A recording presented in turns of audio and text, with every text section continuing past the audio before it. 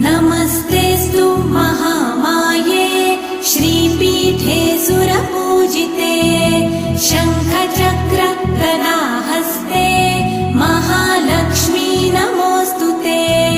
नमस्ते गरुडारूढे कोलासुरभयङ्करी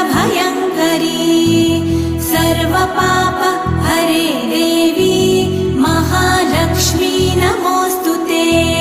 महादेव्यै च विद्महे विष्णुपत्न्यै च धीमहि तन्नो लक्ष्मी प्रचोदयात्।